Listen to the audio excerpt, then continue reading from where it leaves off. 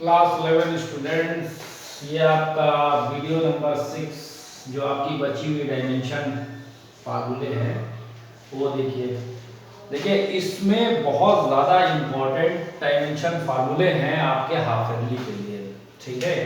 जो मैं आपको बता रहा हूँ इनके 90% चांस एग्जाम में आने के रहेंगे। प्लाइंग कांस्टेंट मोस्ट इम्पोर्टेंट कर लीजिए, प्लाइंग कांस्टेंट मोस्ट इम्पोर्टेंट कर दीजिए। कोफिशिएंट ऑफ विस्कोसिटी ये भी मोस्ट इम्पोर्टेंट कर लो, और ये बीन कांस्टेंट ये भी मोस्ट इम्पोर्टेंट है। बोल्ट्जमैन कांस्टेंट मोस्ट इम्पोर्टेंट इधर के हैं। और देखिए ये जो इधर वाले हैं ये बहुत ज़्यादा, एक ये है आपका मोस्ट इम्पोर्टेंट है इधर, ये 22 नंबर।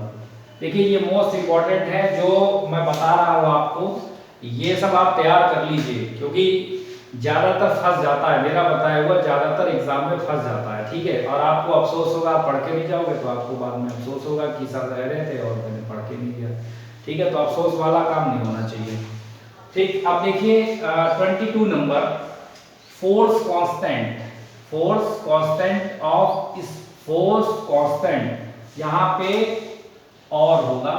देखिए फोर्स कांस्टेंट कह लीजिए और चाहे स्प्रिंग कांस्टेंट कह लीजिए, बात एक ही है। हिंदी में इसे कहते हैं स्प्रिंग का बल नियतांक। यानी किसी स्प्रिंग, कोई स्प्रिंग लटक रही है, अब आप उसको ऐसे खींच दो, आप उसको नीचे खींच दो तो उस पर आप फोर्स लगाएंगे और उसमें कुछ न कुछ लेंथ में वृद्धि हो जाएगी, यानी उसकी लेंथ इंक्रीज होगी। और माइनस साइन बताता है कि वो आपका अपोज करेगी। माइनस साइन क्या होता है, वो आपका अपोज कर। देखिए डिटेल तो आगे है, डिटेल देने से कोई फायदा नहीं है। और यहां पर केवल इतना ध्यान रखिए कि के यहां पर क्या है, स्प्रिंग के जो है यहां पर क्या है, वो आपका स्प्रिंग कांस्टेंट के है, केवल समझ गए। अब देखिए यहां पर जो माइनस साइन है, ये ध्यान रखिए कि जब डायमेंशन फार्मूला आप निकालते हैं तो उसमें कोई कांस्टेंट नंबर आ जाए जैसे 1/2, 2, इसका कोई रोल नहीं है, ऐसे छोड़ दीजिए। साइन आ जाए इसको भी छोड़ दीजिए, इसका कोई लेना देना नहीं। आपको मतलब केवल फिजिकल क्वांटिटी से है। के यहां पर आ जाएगा F/x। यहां पर F क्या है, बल, जिस फोर्स से आप स्प्रिंग को खींच रहे हैं। और डायमेंशन फार्मूला फोर्स का कई बार आ चुका है, अब तक तो आपको याद हो जाना चाहिए, ml² t - 2। और x देखो हमको याद हो गया और आपको तो हो ही जाना चाहिए याद। अब देखिए x क्या है, जो स्प्रिंग की लेंथ में लेंथ इंक्रीज हो जाती है या डिक्रीज हो जाए, मतलब x चेंज इन लेंथ है, ठीक है। x क्या है, चेंज, क्योंकि जरूरी थोड़ी है कि स्प्रिंग को आप खींच ही रहे हो सकता है स्प्रिंग को आप दबा भी सकते हो, तो दबाओगे तो उसके छल्ले जो राउंड राउंड होते हैं, स्पाइरल जो होते हैं, वो पास पास आ जाएंगे। तो जरूरी नहीं खींच रहे हो। अब आप उसको ऐसे दबाओगे तो स्प्रिंग कहेगी नहीं हम तो फैलेंगे, और जब आप उसको फैलाओगे तो कहे नहीं हम तो सिकुड़ेंगे, ठीक है। तो इसे देखिए, इसे इसमें जो है L और L ये क्या होगा, कैंसिल होगा, ठीक है। L और L को आप काट सकते हो, चाहे तो ऐसे काट दो, चाहे ऊपर। अब आप तो इतनी लगा चुके तो सीख गए हो, सीधे काटो इसको, मतलब काटना क्या, बस अंदर समझ जाइए कि LL खत्म, क्या बचा M और T - 2, MT - 2। ये आपका स्प्रिंग का बल नियतांक यानी फोर्स कांस्टेंट का डायमेंशन फार्मूला आ गया। अब देखिए फ्रीक्वेंसी, फ्रीक्वेंसी क्या चीज होती है, ठीक है। और टाइम पीरियड क्या होता है। देखिए फ्रीक्वेंसी होती है कि 1 सेकंड में आप 10 बार ऐसे घूम जाओ। 1 सेकंड में, 1 सेकंड की बात हो रही है, अगर 1 सेकंड में आप 10 चक्कर घूमते हो, ठीक है। चक्कर को इंग्लिश में कहते हैं साइकिल, ठीक है। तो 10 साइकिल पर सेकंड, तो फ्रीक्वेंसी आपकी कितनी है, 10। 1 सेकंड में जितने चक्कर आप घूमते हैं वही क्या है, आपकी फ्रीक्वेंसी है, ठीक है। अब कहा जाए कि 10 चक्कर आप 2 सेकंड में घूम गए, 10 चक्कर आप 2 सेकंड में घूम गए, तो 2 से 10 को डिवाइड करो। बात हम 1 सेकंड की करेंगे यहां पे, ठीक है। अब 2 से आप 10 को डिवाइड कर दो तो कितना बचा, 5, यानी 5 चक्कर पर सेकंड, यानी 5 साइकिल पर सेकंड आपका, यानी 5 क्या है, ये आपकी फ्रीक्वेंसी है, ठीक है। तो फ्रीक्वेंसी का फार्मूला क्या होता है, 1/टाइम पीरियड।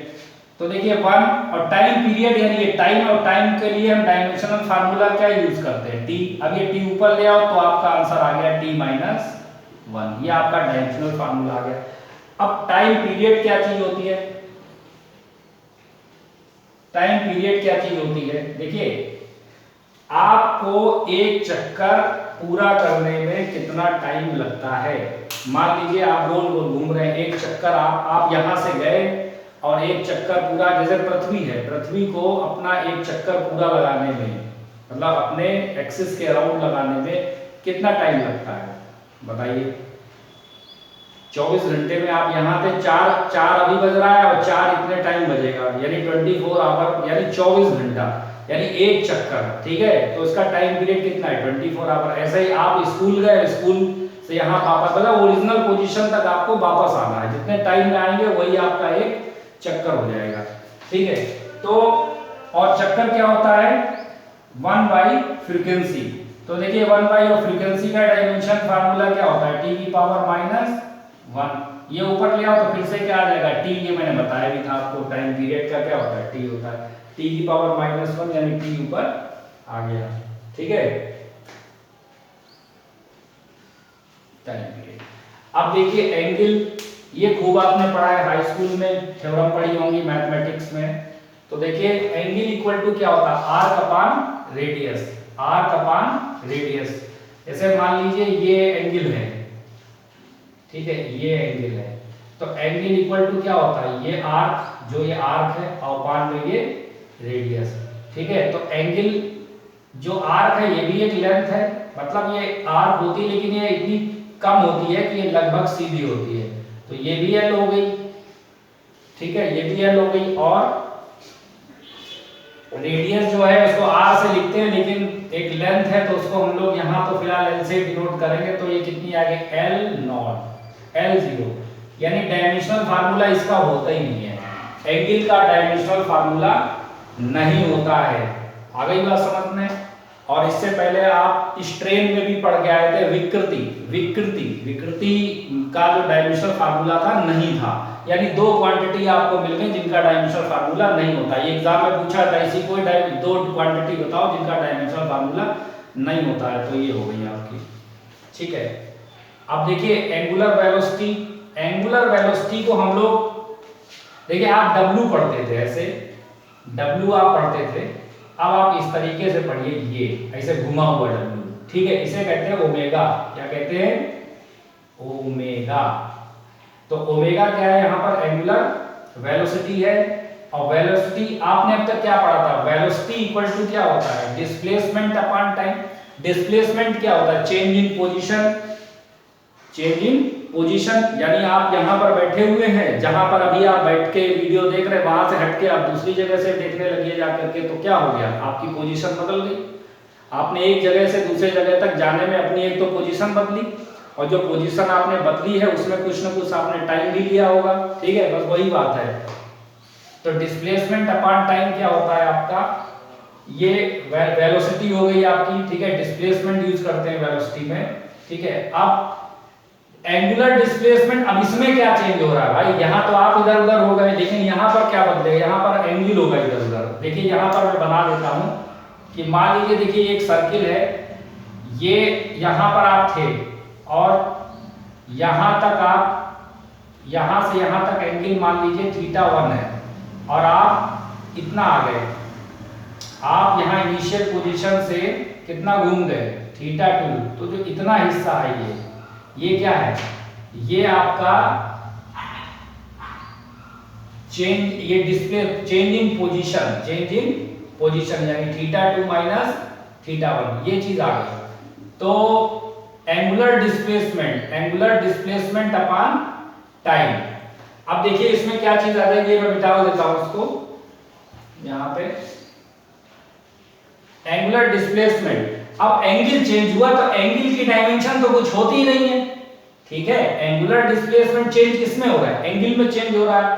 तो एंगुलर डिस्प्लेसमेंट यानी एंगल से ही मतलब एंगुलर डिस्प्लेसमेंट यानी एंगल में चेंज हो, एंगल की कोई डायमेंशन होती नहीं है, यानी वो क्या आ जाएगा? L0 आ जाएगा। और टाइम कितना है? ये t है, और t को ऊपर ले, ये तो L0 का मतलब 1, और t आप ऊपर ले जाइए, 1 पावर है, तो t की पावर कितना आ जाएगा? -1। अब यहाँ आ जाओ।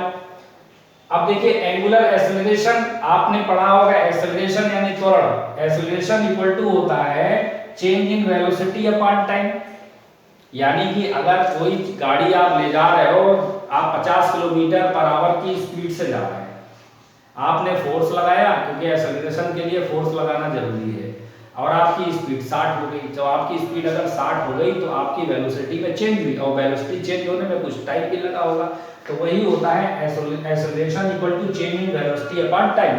वैसे ही यहाँ पर एंगुलर एक्सेलरेशन, यहाँ पर क्या चेंज होगा, एंगुलर वेलोसिटी मान लीजिए पहले ओमेगा 1 थी और बाद में ओमेगा 2 हो गए, ओमेगा 2 माइनस ओमेगा 1, ये क्या हो गए, change in angular velocity, delta omega हो जाएगा आपका। और टाइम भी कुछ लोगे तो मान लीजिए t2 माइनस t1 हो गया, तो ये डेल्टा t हो गया, यानी delta omega upon delta t। और ओमेगा डेल्टा डेल्टा से मतलब नहीं, आप ये देखिए एंगुलर वेलोसिटी की बात हो रही है, आप एंगुलर वेलोसिटी का यहाँ कितना t माइनस 1, और कुछ टाइम होगा, टाइम के लिए t लिखते हैं, टाइम के लिए आप t लिखते हैं। अब ये t पलट के ऊपर आ जाएगा, ये प्लस का 1 है, ऊपर लेके आ जाएंगे तो क्या हो जाएगा, यहाँ पर इधर t की पावर -1 और नीचे आपका t जो है वो प्लस का है, ऊपर ले जाओगे तो t की पावर कितना आ जाएगा, -2। क्यों, ये प्लस का 1 है, ऊपर आ जाएगा तो माइनस का हो जाएगा, समझ रहे हैं ना आप, -1 और -1 कितना हो जाएगा, t की पावर -2। क्या इससे भी ज्यादा करने की जरूरत है मुझे, अगर इससे भी ज्यादा करने की जरूरत है तो एक स्टेप और लो भाई। यहां से इसके बाद वाला स्टेप है ये, ठीक है, देखिए t की पावर -1 अपॉन t की पावर 1, t की पावर -1 इंटू ये भी आ जाएगा t की पावर -1। अब देखिए एक साथ इनको इकट्ठा कर दो, -1 और -1 ऐड हो गया, t की पावर कितना -2, ठीक है। अब ये आ गया आपका एंगुलर एक्सेलरेशन आ गया। अब मोमेंट ऑफ इनर्शिया देखिए क्या होता है, देखिए मोमेंट ऑफ इनर्शिया, इनर्शिया क्या चीज होती है, इनर्शिया किसी भी बॉडी की या किसी भी वस्तु की, किसी भी बॉडी की एक प्रॉपर्टी होती है जिसके कारण अगर हम उस पर कोई बल ना लगाएं तो अपनी जगह नहीं बदलेगी, यानी खुद से नहीं बदलेगी। यानी कुछ स्टूडेंट जैसे कितना भी फोर्स लगाया जाए कोई फर्क नहीं पड़ सकता, वो बड़े उनके अंदर बड़ा इनर्शिया की प्रॉपर्टी होती है, ठीक होती है, तो ऐसे लोग जो है बड़ा खतरनाक होते हैं। तो वैसे देखिए मोमेंट ऑफ इनर्शिया क्या है, इनर्शिया किसी भी बॉडी की इंटरनल प्रॉपर्टी, इंट्रिंसिक मतलब इंटरनल प्रॉपर्टी होती है जिसके कारण अगर जब तक फोर्स ना लगाएं तो वो अपना स्थान छोड़ेगी नहीं। चलो इसका डिटेल आगे आएगा, अभी फिलहाल इतना नहीं है। तो इनर्शिया को हम लोग आई से रिप्रेजेंट करते हैं, आई इक्वल टू होता है मास इनटू डिस्टेंस स्क्वायर। मास को हम लोग m से लिखते हैं और डिस्टेंस को हम लोग l से लिखते हैं, और 2 बार है तो l स्क्वायर हो गया, तो ये आ गया डायमेंशन फार्मूला ml स्क्वायर, ये आ गया। अब आ जाओ इधर, एंगुलर मोमेंटम क्या चीज होती है, देखिए एंगुलर मोमेंटम जो होता है ये सिर्फ ज्यादातर किताबों में एल से लिखा हुआ है एंगुलर मोमेंटम, किसी किसी में हो सकता है कुछ और हो। एल इक्वल टू होता है moment of inertia into angular velocity, omega angular velocity. तो देखिए मोमेंट ऑफ इनर्शिया अभी आप निकाल चुके हैं ml स्क्वायर, ये निकाल चुके हैं ml स्क्वायर इनटू, और ओमेगा भी अभी क्या निकाल चुके हैं, t माइनस 1 ये आ गया आपका। अब इसको एक साथ इकट्ठा कर दीजिए तो आ जाएगा ml स्क्वायर t माइनस 1। तो ये आपने इकट्ठा कर दिया तो ये एक साथ जो है इसका फार्मूला आ गया, एंगुलर मोमेंटम का आपका फार्मूला आ गया, डायमेंशन फार्मूला निकल आया। तो आप एक चीज देख रहे हैं, ज्यादातर मैंने प्रयास यही किया है कि बाद में कोई भी, क्योंकि कुछ बुक्स में क्या देते हैं कि उल्टा सीधा दे रखे हैं, कहीं पे कोई डायमेंशन फार्मूला, मैंने आपको जो है एक सीरीज में दे दिया है कि आगे वाला जो डायमेंशन फार्मूला पढ़ेंगे उससे कनेक्ट है पीछे वाला आपस में रिलेशन है सब में, ठीक है। अब देखिए गैस कांस्टेंट को हम लोग r से लिखते हैं, आपने हाई स्कूल में भी पढ़ा होगा। तो PV इक्वल टू RT, यहाँ पे R आपको निकालना है, तो यहाँ से देखिए R आपको निकालना होगा, तो R इक्वल टू कितना हो जाएगा, PV अपॉन T। तो देखिए P क्या है यहाँ पर, P जो है यहाँ पर प्रेशर है, तो P के लिए pressure equal to force upon, pressure होता है आपका फोर्स अपॉन एरिया, ठीक है, प्रेशर का मैंने बताया था फोर्स अपॉन एरिया। तो इसका डायमेंशन फार्मूला ये था आपका ml minus 1 force upon area और t minus 2, ml minus 1 t minus 2, यही था आपका, ठीक है। तो यहाँ पर आपका वॉल्यूम ये हो गया आपका L3, ठीक है। L3 वॉल्यूम होता है, लेंथ ब्रेथ हाइट ये हो गया। और T जो है ये आपका यहाँ पर टेम्परेचर है, यहाँ पर टाइम नहीं है। ये क्या चीज है? टेम्परेचर, ध्यान रखिएगा। अब ये सब टेम्परेचर की बातें होंगी इसमें। टेम्परेचर के लिए देखिए, टेम्परेचर के लिए कुछ किताबों में K यूज कर रहे हैं और कुछ किताबों में इसकी जगह पे थीटा यूज कर रहे हैं, तो उससे कोई फर्क नहीं पड़ता है। आप K ले लें, वो ज्यादा अच्छा रहेगा, ठीक है। ज्यादातर बुक्स में यही है और ज्यादातर टीचर इसी को लिखते हैं। अब इकट्ठा करिए, देखिए m हर जगह m मिल रहा है आपको। -1 है यहाँ पे, l की पावर 3 है तो l स्क्वायर हो जाएगा। -1 और प्लस का 3 ये ज्यादा है तो -1 में 3 ऐड करो, 2 बचेगा। t की पावर -2 ऐसे लिखो, और k जो है प्लस का 1 है, ऊपर आ जाएगा आपका k -1। ये चीज ध्यान रखिएगा, यहाँ पर t जो है वो टेम्परेचर है, ना कि आपका टाइम, ठीक। Most important Planck constant h, तो यहाँ से h निकालेंगे। देखिए यहाँ एक नई टाइप की आप ये फ्रीक्वेंसी पढ़ रहे हैं। अभी तक आप फ्रीक्वेंसी n से लिखते थे, यहाँ पर देखिए ये v है, इधर घूम गया, इसकी टांग इधर घूम गई, इसे कहते हैं न्यू। क्या कहते हैं? न्यू। और ये फ्रीक्वेंसी है, न्यू कहते हैं, न्यू। ये आगे मिलेगी आपको। तो यहाँ से h इक्वल टू आ गया, h equal to h Planck constant है E/न्यू। तो यहाँ पर न्यू क्या है? न्यू यहाँ पर फ्रीक्वेंसी है, ठीक है। ये न्यू कह सकते हैं, न्यू लिख लो, न्यू समझ लो आप। और E क्या एनर्जी है? ml² T-2। देखिए एनर्जी का फार्मूला, एनर्जी है, वर्क है, काइनेटिक एनर्जी है, पोटेंशियल एनर्जी है, टॉर्क है, इन सब का डायमेंशनल फार्मूला सेम होता है। एनर्जी या वर्क एक ही बात है, क्योंकि एनर्जी की यूनिट भी जूल है और वर्क की एनर्जी यूनिट भी जूल है। और न्यू क्या है? फ्रीक्वेंसी है, और फ्रीक्वेंसी देखो मैंने अभी प्रूव कराई थी, ये देखिए t की पावर -1, t की पावर -1 ये आ गई।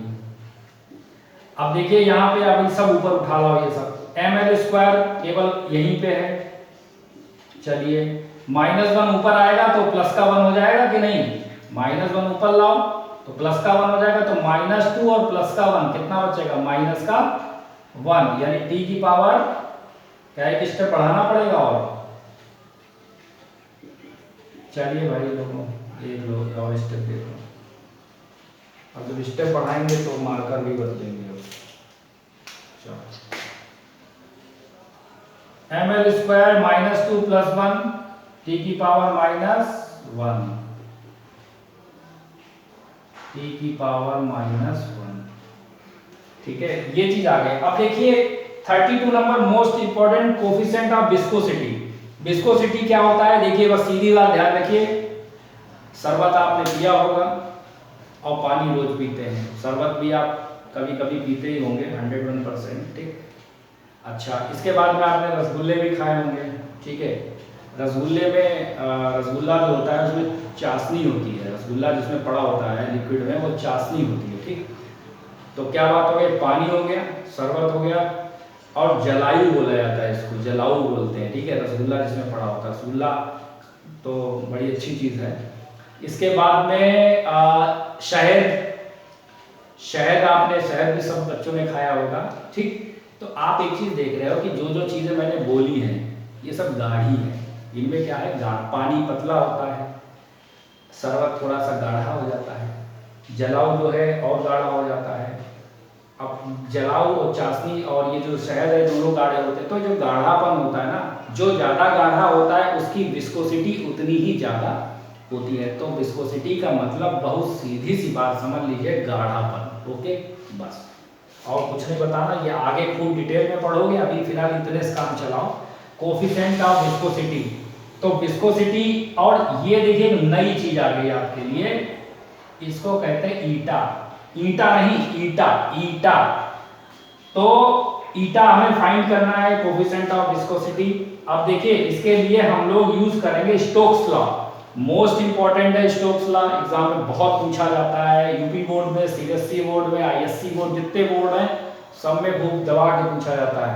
तो यहां से देखिए ईटा आपको निकालना है, तो ईटा इक्वल टू होगा F/c 6 पाई आर बी, ईटा 6 पाई नीचे आ जाएगा, आर बी नीचे आ जाएगा। तो देखो 6 ये कांस्टेंट है, इसकी कोई डायमेंशन कांस्टेंट, ये देखिए डायमेंशन के कुछ डिफेक्ट भी हैं, कुछ दोष भी हैं, ठीक है, एक लिमिटेशन भी है डायमेंशन की कि जो कांस्टेंट होता है इसकी डायमेंशन को नहीं निकाला जा सकता है। तो 6 क्या है यहाँ पर डायमेंशन, ये कांस्टेंट है तो इसकी डायमेंशन नहीं, छोड़ दो। पाई क्या है, कांस्टेंट है, 22/7 है, 3.14 लेते हैं हम लोग, छोड़ दीजिए। एफ क्या है, फोर्स, तो फोर्स के लिए यूज करते हैं MLT-2, ये आप यूज करते हैं, ठीक है। अपान आर रेडियस है, तो रेडियस एक लेंथ होती है तो उसके लिए एल यूज करो, और v जो है वेलोसिटी है, इसके लिए LT-1 तीसरा फार्मूला था। ये वेलोसिटी है, स्पीड है, तो अलग अलग बातें हो जाएंगी उसमें, क्योंकि वेलोसिटी में डायरेक्शन की भी जरूरत पड़ती है, स्पीड में केवल मैग्नीट्यूड चाहिए होता है, ठीक। लेकिन यहाँ पर वेलोसिटी, इसमें डायमेंशन में एक ही चीज है, ठीक है। अब देखिए यहाँ क्या कटा पिटा, m चलो एक जगह उतार लो, l 2 बार नीचे आ गया, एक बार ऊपर है, तो एक से l से l कट जाएगा, एक l बचा नीचे, ये ऊपर ले आओ तो माइनस का हो जाएगा, ये हो गया। और क्या बचा भाई लोगों, T-1 है, ऊपर आ जाएगा तो -2 और ये प्लस का 1, ठीक बात। तो पावर है, पावर तो सही करना सीख गए हो यार, अब तक कितनी पढ़ा दी मैंने, 32 पढ़ा दी, तो t की पावर कितनी आ गई, -1, ठीक बात। देखिए m आ गया, l से l कट गया, -1 आ गया, t की पावर -2 और ये +1 t की पावर -1। चलो भैया लोग इतनी बात होगी। अब आ जाओ बीम कांस्टेंट, बीम कांस्टेंट। अब बीम कांस्टेंट क्या होता है, बीम कांस्टेंट को हम स्मॉल b से लिखते हैं, इक्वल टू बीम कांस्टेंट का केवल फार्मूला याद कर लीजिए, वेवलेंथ इनटू टेम्परेचर। तो वेवलेंथ क्या होती है, वेवलेंथ एक लेंथ है, वेवलेंथ वेव की लेंथ, तो वेव कुछ ऐसे चलती है, ये वेव है आपकी, ये गई और ये, तो यहां से यहां तक जो है ये आधा चक्कर ऊपर आधा चक्कर नीचे, तो ये पूरी एक वेव हो गई, यही क्या है आपकी वेवलेंथ। और वेवलेंथ की यूनिट क्या होती है, ये मीटर में होती है, ठीक है। आपको एंगस्ट्रॉम वगैरह बहुत छोटी यूनिट होती है, एंगस्ट्रॉम में ली जाती है, फिर आप मीटर में कन्वर्ट करते हैं। तो वेवलेंथ के लिए हम लोग क्या यूज करेंगे, एल, लल्लू वाला एल, इनटू टेम्परेचर के लिए हम लोग क्या यूज करेंगे, मैंने बोला था या तो के लिखो या थीटा लिखो, तो ये क्या आ गया, एल के। देखिए किसी किसी किताब में आप लोगों को ऐसे लिखा मिलता है जैसे एल के आ गया यहाँ पर, ठीक है। तो ये तो चीज आई है, कहीं कहीं पे ऐसे लिख देते हैं m की पावर 0, l है, k है, और t की पावर 0 और k की पावर k आ गया, यानी जो चीज आई वो तो लिखी, m की पावर 0 k की पावर 0 का मतलब 1 है, तो ये चीज लिख देते हैं, तो आप कहो कि ये सर ने तो इतना बताया है, वो तो इतना बता रहा है, ये जो 0 है इसका मतलब नथिंग, कुछ नहीं, आप इसको लिखिए, नंबर आपको जो है कम नहीं मिलेंगे, उससे ज्यादा ही हो जाएगा। तो यहाँ कुछ और लिख गया तो गड़बड़ हो जाएगी। अब देखिए बोल्ट्जमान, अब ये तो डायमेंशन फार्मूला बीम कांस्टेंट का गया, बोल्ट्जमान कांस्टेंट, बोल्ट्जमान कांस्टेंट, ये देखो डायमेंशन फार्मूले जो नाम वाले हैं ना, ग्रेविटेशनल कांस्टेंट है, प्लैंक कांस्टेंट है, बोल्ट्जमान कांस्टेंट है, गैस कांस्टेंट है, ये जो नाम वाले हैं ना ये बहुत इंपॉर्टेंट है, विस्कोसिटी कोएफिशिएंट है, स्प्रिंग कांस्टेंट है, ये बहुत इंपॉर्टेंट है आपके लिए, ठीक है। अब देखिए एनर्जी का जो डायमेंशन फार्मूला होता है, मैंने अभी आपको बताया था कि जितनी भी एनर्जी है उसका ml वर्क से, एनर्जी का आंख बंद करके वर्क का डायमेंशन फार्मूला लिख दो, क्योंकि एनर्जी की यूनिट जूल, वर्क की यूनिट जूल, ये आ गया आपका ml² T-2। और टेम्परेचर के लिए अभी मैंने बोला था कि k लिख दो आंख बंद करके, आंख बंद करके कैसे लिखोगे भाई, चलो k ऊपर ले आओ, ml² T-2 और k -1, ml² T-2 k -1, ठीक है। तो ये आपका फिलहाल जो है 34 मैंने डायमेंशन फार्मूले आपको 1 से लेकर 34 करा दिए हैं, ठीक।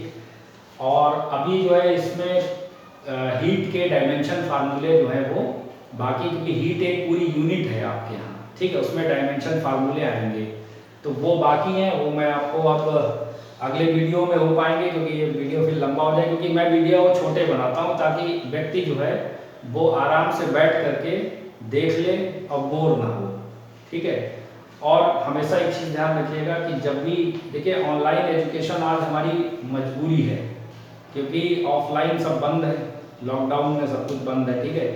तो ये ध्यान रखिए कि जब भी आप वीडियो देखें, कोई भी चीज़ देखते हैं, मोबाइल से देखें या फिर लैपटॉप पे, कंप्यूटर पे देखते हैं, तो आप थोड़ा सा डिस्टेंस बना के रखिए, क्योंकि आपकी आंखों पे बहुत बड़ा फर्क पड़ेगा।